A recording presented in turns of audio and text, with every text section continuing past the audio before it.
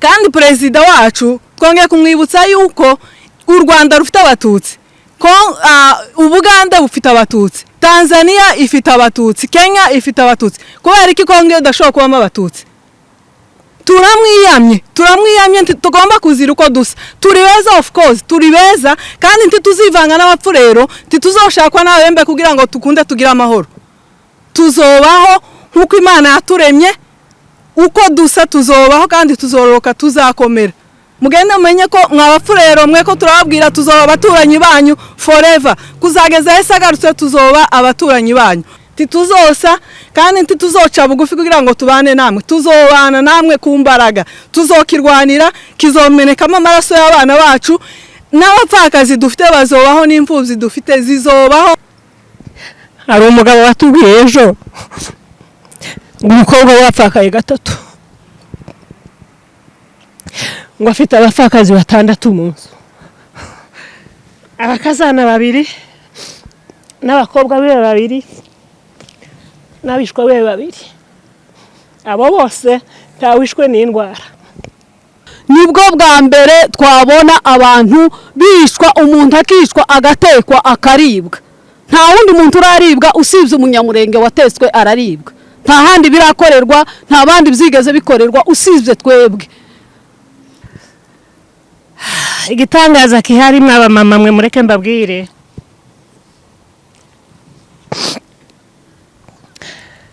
ejo hari umuntu twavuganye wo ku Ndondo, mwana we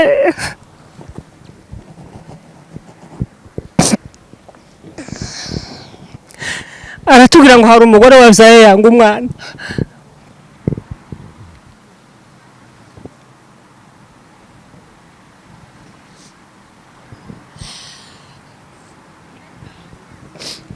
Waravuga ngo ntashobora kurera umwana atazi se.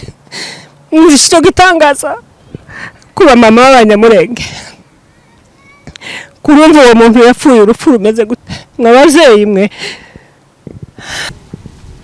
Stop killing Banyamulenge! Stop killing Banyamulenge! Stop killing Banyamulenge! Stop killing Banyamulenge! Stop killing who? Banyamulenge! Stop killing who? Banyamulenge! Stop killing who? Banyamulenge! We need Justice! We need Justice! We need Justice! Stop killing who? Banyamulenge! Stop killing who? Banyamulenge! We need Justice! We need Justice! We need Justice! We need Justice! Justice for who? Banyamulenge! Justice for who? Banyamulenge! Stop killing Banyamulenge. We need Justice! We need Justice! Stop killing Banyamulenge women. We need Justice! We need Justice!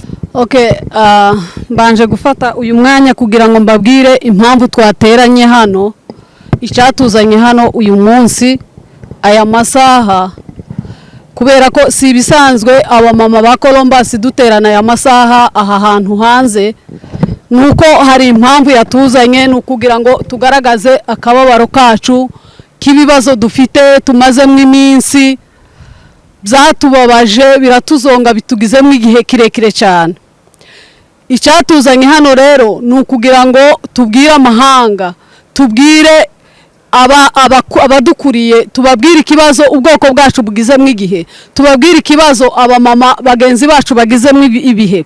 Tumaze iminsi myinshi mu ntambara, imyaka igera 9 abamama bagenzi bacu bahaye bicwa. Ni nayo mpamvu twahisemo uyu munsi kugira ngo tuze guhagarara hano, tureke kuja kwinezeza. Byari ngombwa ko twinezeza uyu munsi kimwe n'abandi bamama bose, kuko uyu munsi ni umunsi w'abamama wo kuja kwinezeza, ariko twebwe nta gaciro twabihaye. Twabonye atari ngombwa kuja kwinezeza bagenzi bacu b'abamama bahabagwa ku musozi, bagenzi bacu b'abamama bahaye bicwa, bagenzi bacu b'abamama babavyarira ku musozi, abana bacu b'abakobwa babakorerwa ibintu biteye isoni bibabaje, abana bacu b'abahungu bahaye bapfa buri munsi. Turi mu biriyo bya buri munsi bitari mu gushira. Niyo mpamvu twakeneye kuba hano kugira ngo tuze kubwira amahanga adutabare. Abantu twaravuze, twaritabaje ntibyakunze, niyo mpamvu rero tutakeneye kugira ngo tuje kwinezeza uyu munsi. Biba ngombwa ko tuza kuba hangaha kugira ngo tubabarane na bagenzi bacu tuvuga akarengane k'iwacu. Birababaje ibintu turi mu gukorerwa, ni ibintu bitarabaho, bitigeze bibaho mu mateka ya Kongo kuva yabaho. Nibwo bwa mbere twabona abantu bishwa, umuntu akishwa agatekwa akaribwa. Nta wundi muntu uraribwa usibye Umunyamulenge wateswe araribwa. Nta handi birakorerwa, nta bandi byigeze bikorerwa usibye twebwe. Nibwo bwa mbere twabona abantu baba mu ntambara imyaka 9 igashira, nta bundi bwoko burabavugira, nta bundi butabazi bagira, abantu batamenya ikibazo abantu barimo. Ibi bihe tufite biragoye, tugeza ahantu hagoye, ababyeyi barananiwe no kwirirwa bahamba abana buri munsi, bishwe n'abandi bantu, bishwe na leta yakagombye kuturengera, leta ikatuvugira, leta ikatuvuganira kimwe n'abandi baturage bose batuye Kongo. Ariko sinzi ikibazo cyabayeho kugira ngo Abanyamulenge bazabishwa buri munsi nk'impyisi, bishwe batekwe baribwe. Ibintu bitarakorerwa abandi, ibintu bitaraba kwisi kuva twabaho, twabibonye ubune kandi tubyiboneraho twebwe ubwoko bwacu. Birababaje kugira ngo twicare mu mazu, niyo mpamvu tutakeneye kugira ngo tuje kwinezeza uyu munsi. Hariho abamama bagenzi bacu bahababyarira ku musozi, abamama ko barabyarira ku musozi, imvura ikahabasanga, izuba rikahabasanga, abana bacu bagakomerekera ku musozi, ntibagira kivura, ntibagira kireba, abana bacu ntibakiciga, abana bacu babaye abo kwirirwa gusa biruka, kuraswa n'amadrone buri munsi, abasaza barishwa buri munsi. Ejo bundi mwabonye ikintu cy'igitangaza cyabaye kugira ngo umukecuru w'imyaka 100 ngo afatwe ngo karishwa azira ukwasa, azira uko yaremye. Rero murakoze cyane, niyo mpamvu twabaye aha ngaha kugira ngo tugaragaze akababaro kacu. Murakoze. Twese jambo ni rimwe, tarindi rishasha twazanye niryo tugize mu minsi myinshi. Tugize igihe kinini Abanyamulenge duhaye twishwe urupfu rubi, dusuzuguwe by'intangarugero, tukibaza icabaye tukakiyoberwa, kuko natwe turi abantu nk'abandi. Ariko igitangaza cabaye nuko Umunyamulenge ari mu gupfa karibwa. Ari umubembe ejo bundi watubwiye ngo bari mu kubarisha igishwaga, tibashobora kubarisha ubundi mutsima. Igishwaga n'inyama y'Umunyamulenge nibyo bumvishe ko ari byo biryohera. Dufite indimba mu mutima zidafite uko zagera, zifite amashami menshi y'umubabaro. Tugize imyaka myinshi turi mu gahinda ubwoko bwacu Abanyamulenge. Abagore bigeze kwishwa bagiye mu myumbati, hari General Muhima Minembwe arabagirana bagenda baje mu mirimo baje gushaka ibize kurya z'abana. Bamaze kugerayo arabica, bapfuye urupfu rubi.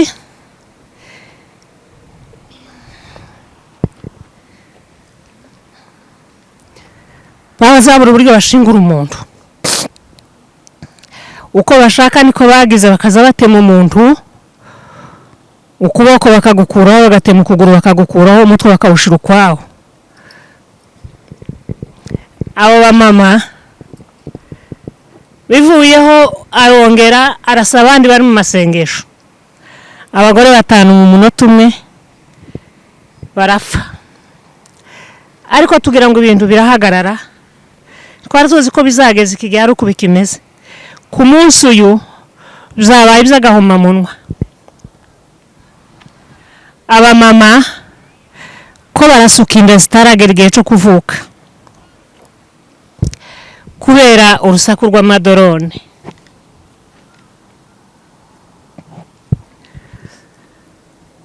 Igitangaza kihari abamama mwe mureke mbabwire,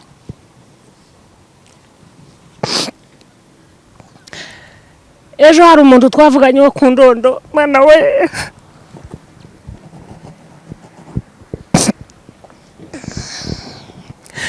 aratubwira ngo hari umugore wabyaye yanga umwana.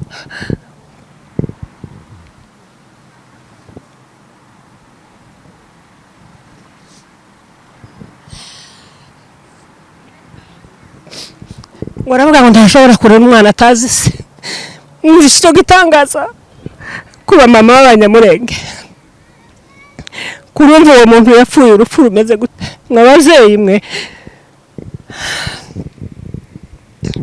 abana bacu b'abakobwa b'impinja babuze amahoro tibagihaye biga abasore badushizeho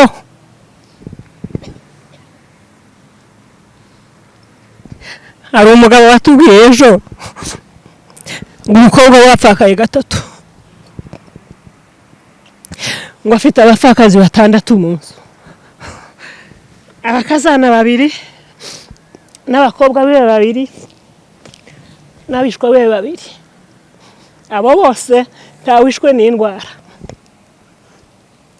abo bose bapfurwa agashinyaguro aratubwira ngo muri abo bana bose bapfuye intumbi 2 yarazibuza niki twakoze yemwe Banyamulenge mwe twakoze iki niki twacumuye cyo tuma twebwe tutarebwa nk'abandi bantu ubwoko bwacu buranzwe ku isi hose twishwe nabo kadukijije abandi umutegetsi w'igihugu cabo n'uzurengera abantu ariko twebwe niwe batwishe muza abantu bacu bahombe mu mapirizo amagenerale kandi yitwa ngo n'abasirikare bibe bamucunze mu gihugu ciwe abo ngabo nabo barinze kuzobagwa usiza bagenda afatira ku misozi yacu abo nabo yakuye muri leta ayo yari bakamiye abo ngabo ntituza amaherezo yabo yemwe Banyamulenge niki twacumuye mu gitondo abyutse batwereka intumbi 5 zinka zarashwe na drone mu Karingi baratubwira ngo hari umukecuru ngo warugiye kuzana ibiryo by'abana ngo none ko barayeberwa hagiye abantu barahahamutse abantu imitima yakutse inka ko ziraramburura ico n'icororo twari doye tugira ngo dutangiye korora izindi zose murabizi mwese zarashize usize kuko Abanyamulenge twari rusana bavukanye amatungo ariko nanone ntaho tuyororera imisozi Iwacu yose imaze guhinduka imyobo kubera drone none ndibagihaye bica abantu gusa ngo barekere gutyo ko barasenya amazu bagatwika bakinjira no mu mirima bagafata umupanga bagatemagura ibigori ibishimbo bakabirasiraho ikibiriti ejo ngo nuzosigara zaburi carya nimuturwaneho abavugizi mufite umwanya wo kuvuga nubwo mutumvirwa cyane ariko nimuturwaneho murebe ko mworamira yeme umuntu wagira abapfakazi 7 bageze ku 10 mutekereze namwe umwana w'imyaka 16 ngo apfaka ingenzi 3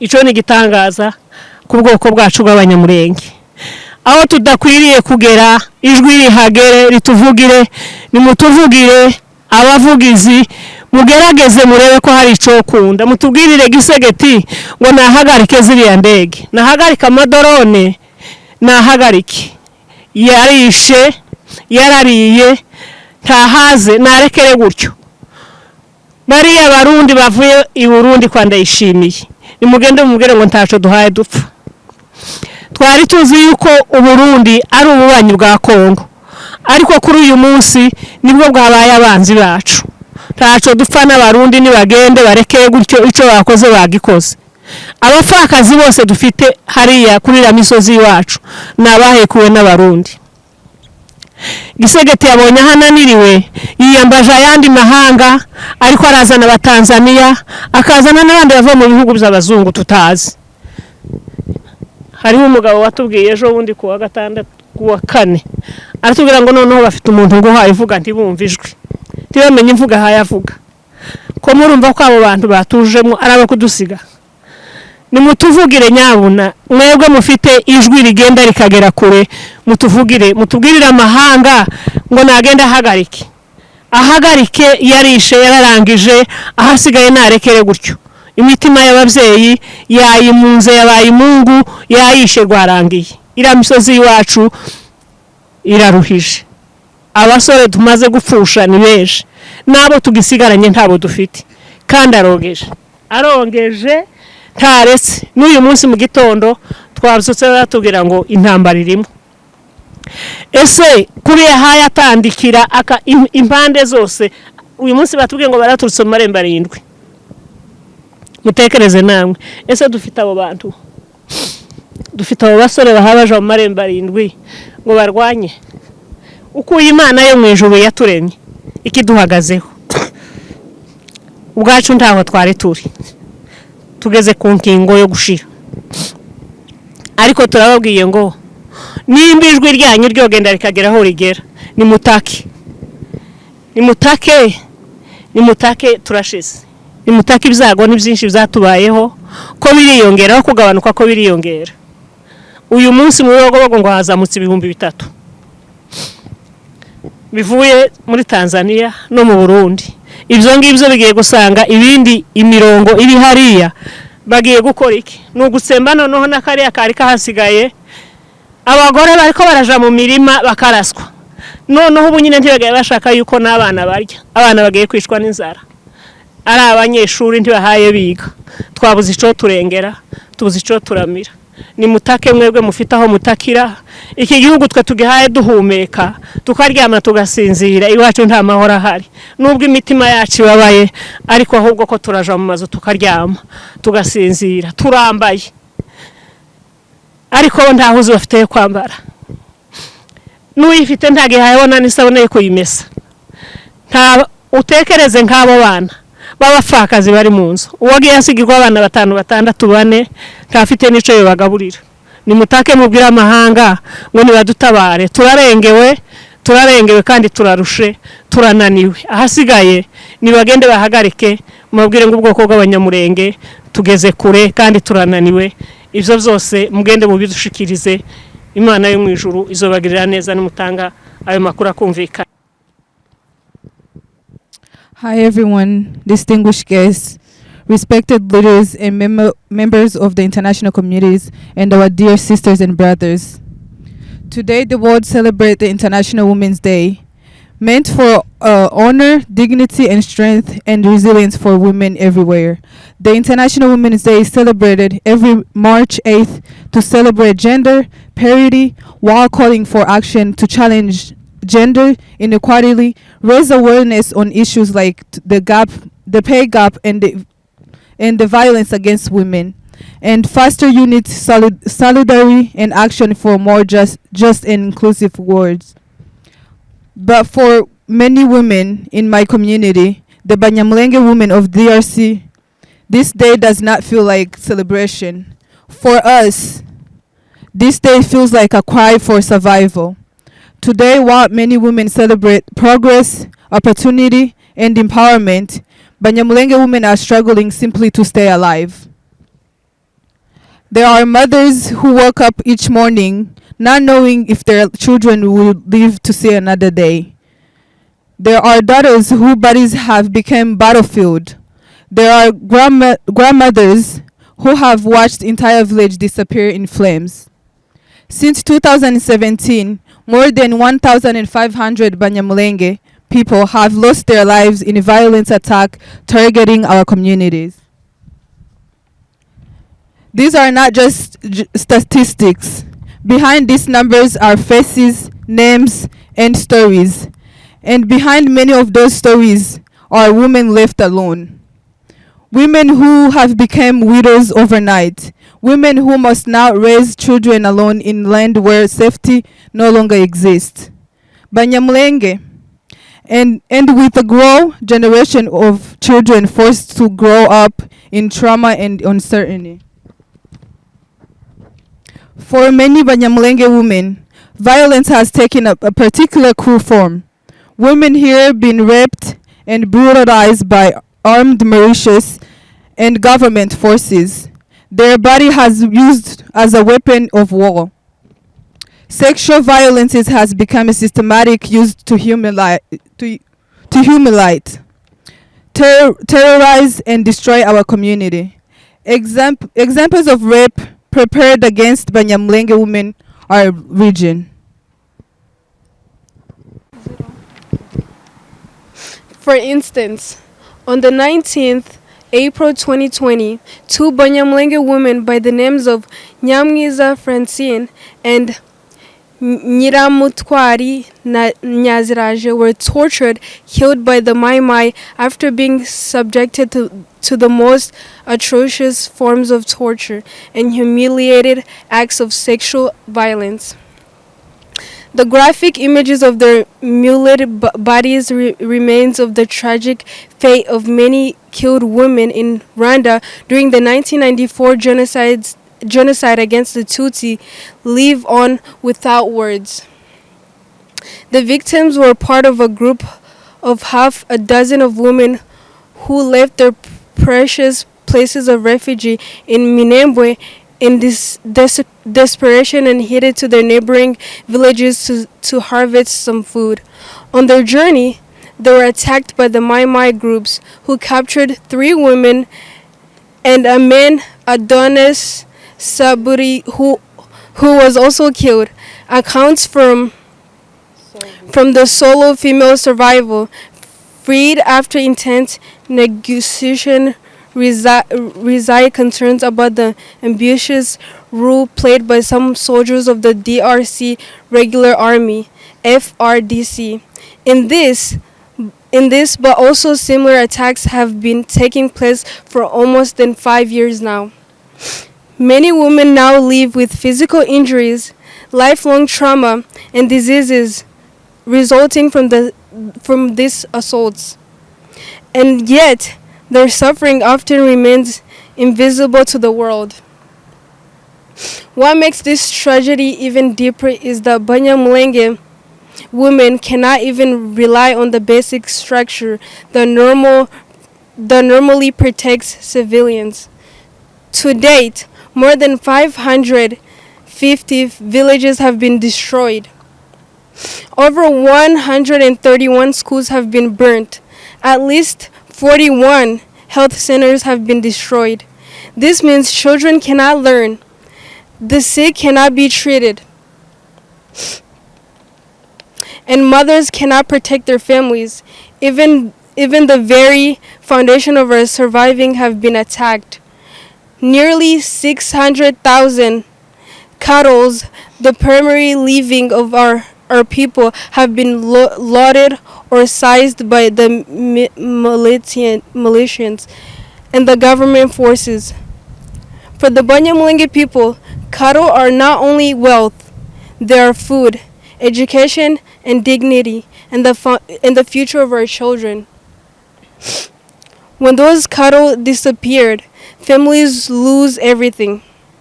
Our community has also faced religious pressure. The Banyamulenge are predominantly Christians, people of deep faith who find strength in prayer even in the darkest times. Yet more than 50 churches have been destroyed simply because of our identity. Even our places of worship, spaces meant for peace and hope, have not been spared. At the same time, over 500 individuals have been detained simply because they are Tutsi. Their crime is not what they have done. Their crime is who they are. Today, Banyamulenge women live under humanitarian blockades imposed by armed forces operating in the region. Food cannot reach them. Medicine cannot reach them. Humanitarian assistance is restricted. Imagine trying to raise a child with no access to childcare, no food supplies, and constant fear of violence. Imagine trying to protect your daughter, knowing that armed men may attack your village at any moment. This is the daily reality for Banyamulenge women. Since 2023, Burundi deployed its troops in eastern DRC, based on an agreement between the two countries. Burundi's deployment to eastern DRC became a critical factor in worsening the crisis.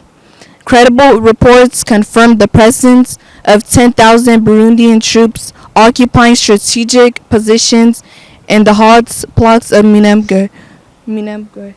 Along with FRDC, Wazalendo, and FDLR elements, these forces have launched attacks against Banyamulenge citizens civilians and enforced restrictions on the circulation of essential goods, deliberating worsening humanitarian suffering. In addition, Burundian soldiers contributed to the exasperation of ethnic aspects of the conflict, driven by a genocidal ideology targeting the Tutsi Banyamulenge. Rather than fostering peace, the Burundian military presence has intensified hatred and violence. Such systematic and indiscriminate attacks against civilian population and subjecting them to conditions leading to their destruction undoubtedly crimes against humanity and or genocide for which responsible persons should be held accountable. The increasing ethnic tone of the conflict is a dangerous move that could ignite wider instability across the Great Lakes, leading to another genocide in the region.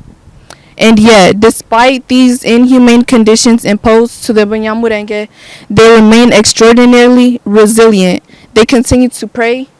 They continue to protect their children. They continue to believe that justice and peace are still possible. This resilience should inspire the world.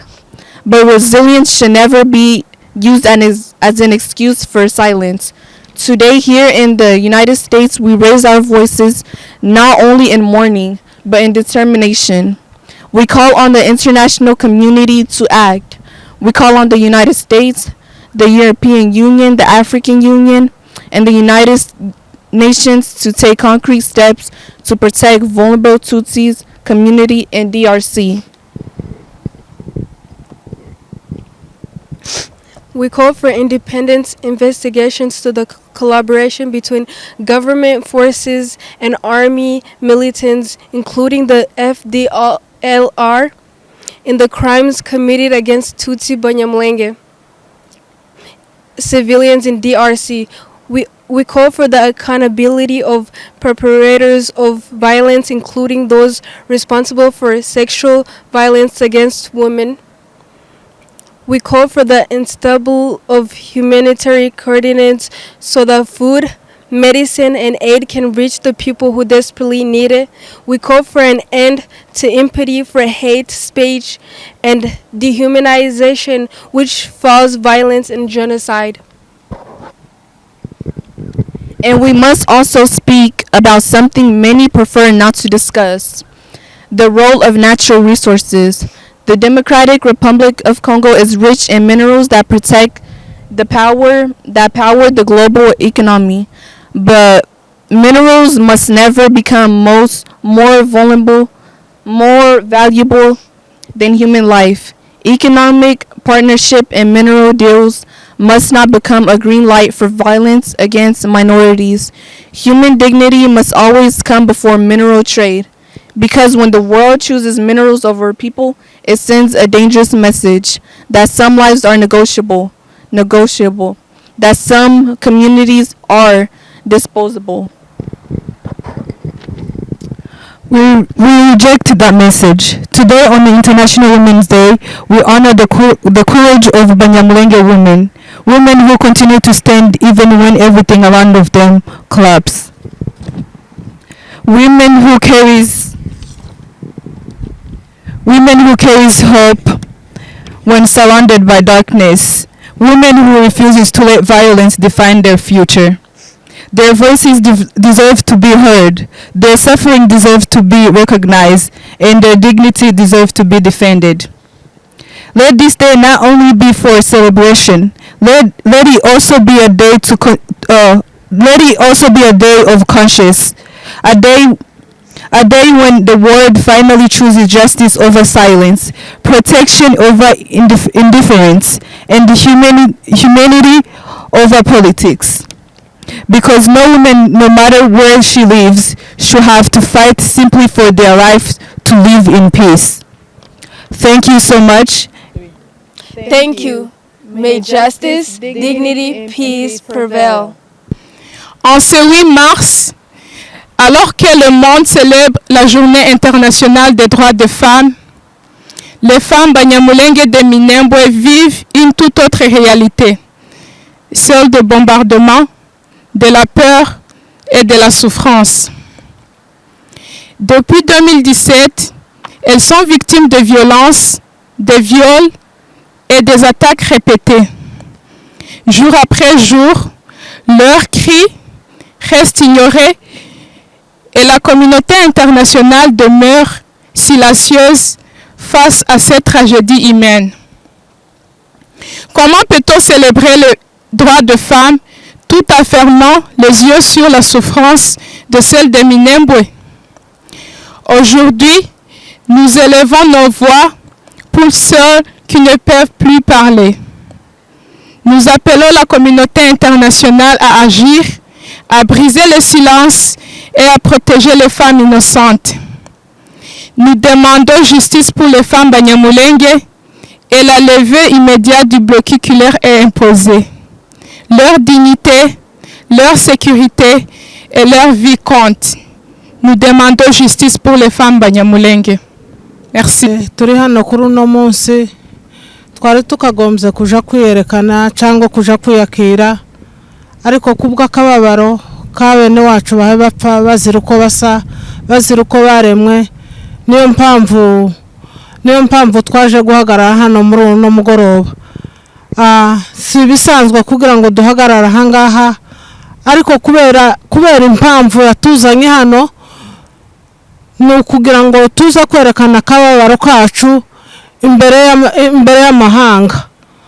Turababaye, tubabajwe n'ababyeyi bacu bahaye bazira uko basa, bahaye babyarira mu gihuru, bahaye bagenda bapfa umugenda, imfubyi zimaze kuzura, abapfakazi baragwiriye. Mu by'ukuri turi mu gushingura iminsi yose dushingura abana bacu.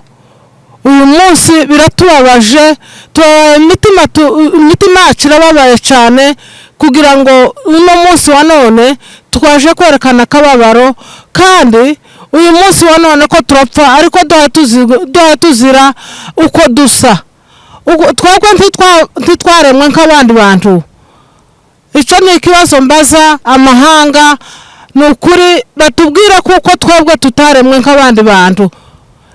Sinzi ko kuremwa kwacu twebwe icyo Imana nimba tutararemwe nk'abandi, ariko kugira ngo uno munsi wa none abagabo bacu bashire, abana bacu bashire, twuzuze imfubyi, twuzuze abapfakazi, ibyo bintu biratubabaje mu mitima.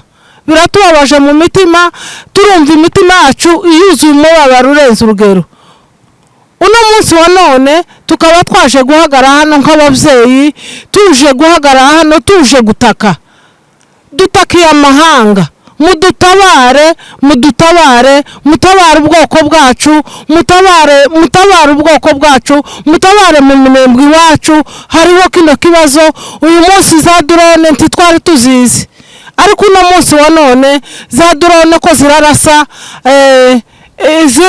izi ndege zose z'ubwoko bwose ko zirarasa, ko zirica abana bacu, ko zirica abagabo bacu.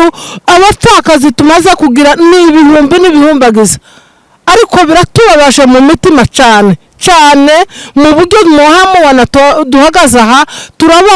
Turababaye kandi mu by'ukuri muri amahanga mutwumve, muturenganure mwokagira Imana mwe. Turasaba ngo murenganure ubwoko bwacu, buhe burara mu gihuru, abana bacu bahe barara mu gihuru, bahe bapfira mu gihuru, duhe dushingura iminsi yose. Mutubabarire natwe, mutubabarire. Tubabajwe n'ubwoko bwacu buhe buzira uko bwaremwe. Mutubabarire nyaboneka, turabasabye mutubabarire. Izira za drone gisagati turamwiyamye. Agenda jana amadrone wiwe, ariko yakure ku bwoko bwacu bw'Abanyamulenge. Murakoze cyane, Imana ibahamugisha. Mutwumve. Leo hivi mko mnatuona tuko hapa, leo ni siku kubwa ya wakina mama dunia mzima. Lakini sisi tuko hapa kwa huzuni mwingi kabisa. Wamama wa Banyamulenge leo hatujasherekea siku ya wamama kama wamama wengine, kwa sababu tuna huzuni mwingi moyoni mwetu kwa sababu ya mauaji yenye iko inafanyika kwetu. Wamama wa kwetu ni wamama wanauliwa usiku na mchana, masaa 24 siku 7 za wiki. Kwetu wiko wanaua, wamama wanabakwa, wamama wanauliwa kinyama. Kwetu ni mahali kwenye wanaua mtu, wanamchinja, wanamkula, mtu anakuliwa kama mnyama. Hatuna amani. Ndiyo sababu tumesema tukuje hapa na sisi sauti yetu isikike kama watu wengine. Wanyamulenge wamezaliwa kama mataifa zengine zilizaliwa, lakini ni watu wanauliwa usiku na mchana, mauaji ya kila wakati. Tumejaribu kuongea kwa kila aina, lakini mataifa haitusikizi. Lakini tunaomba leo, siku kubwa ya wamama, wengine wanasherekea, lakini sisi ni kilio kwetu. Wamama wanalia, wamama wanazalia kwa mistuni, wamama wana manguo, wamama wana matibabu. Kwetu kila wakati madrone zinaua watu. Hatujawahi kuona kwenye madrone zinabomba, mabombe ya madrone kama 10 na ama 20 na kwa siku moja. Hii imeonekana tu ni kwetu. Tunaomba Umoja wa Mataifa, tunaomba Umoja wa Mataifa watusikize, na sisi tunataka amani. Mnyamulenge anafaa kuishi kama mkongomani mwingine. Mtusi Kongo anafaa kuishi kama mkongomani mwingine. Lakini sijui kwa sababu gani mnaendelea kuona hii mauaji yenye kunafanyika wakati watu wanauliwa hivi na mnanyamaza. Lakini tunapandisha sauti yetu leo. Mtusikize na sisi wamama wa Banyamulenge. Tunataka amani, tunataka justice, tunataka kuishi kama wamama wengine. Tunaomba government ya Burundi, tunaomba government ya Tanzania watoke Minembwe, watoke kwetu. Hakuna nafasi yenye iko kwao, pale si kwao, pale ni kwetu. Lakini kwa nini wanaendelea kuua watu? Kwa nini wanaendelea kuua wazazi? Kwa nini wanaendelea kuua watoto? Kwa nini government ya Burundi inaendelea kuua wamama? Kwa nini government ya Tanzania wanaendelea kuua Banyamulenge? Hiyo sasa tunasema waachie hapo. Banyamulenge nao tunataka kuishi kama watu wengine. Banyamulenge na sisi tunataka kuishi kama wakongomani wengine. Watusi wa Kongo tunataka na sisi tuishi kama watusi wengine. Tunaomba government ya Kongo, tunaomba Kisegeti tusikie leo. Atusikie leo, na sisi wamama wa Banyamulenge tunahitaji na sisi tuishi kama wamama wengine. Tumeshabakia na wajane wengi kwa kabila yetu. Tumebakia wajane siwezi nikasema ni wajane wa aina gani, ni vitu za kushangaza. Lakini tunaomba Kisegeti kama natusikia mali kwenye huko na wengine watamwambia, tunasema aachie hapo hizo madrone, aachie hapo hizo madrone kwa wamama wa Banyamulenge ama taifa ya Kinyamulenge.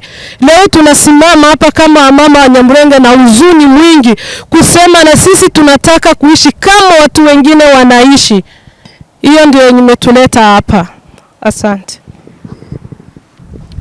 Uyu munsi ni tariki 8 z'ukwezi kwa gatatu. Minsi kwa umunsi mukuru w'abamama, w'abagore w'igitsina gore icari cyo cyose ku isi yose. Twakagombye kuba du celebrating, twakagombye kuba twishimye, twakagombye kuba tunezerewe.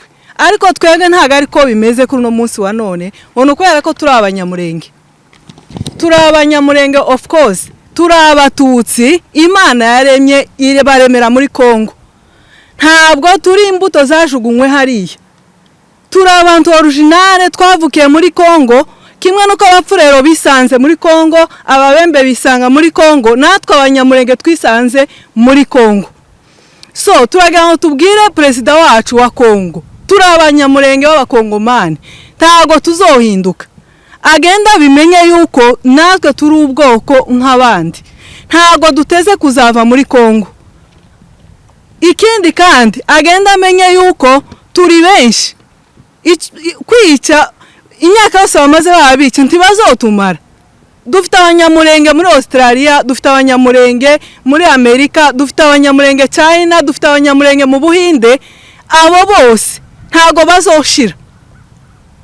Kandi perezida wacu twongeye kumwibutsa yuko u Rwanda rufite abatutsi, ko Ubuganda bufite abatutsi, Tanzania ifite abatutsi, Kenya ifite abatutsi. Kubera iki Kongo udashobora kubamo abatutsi?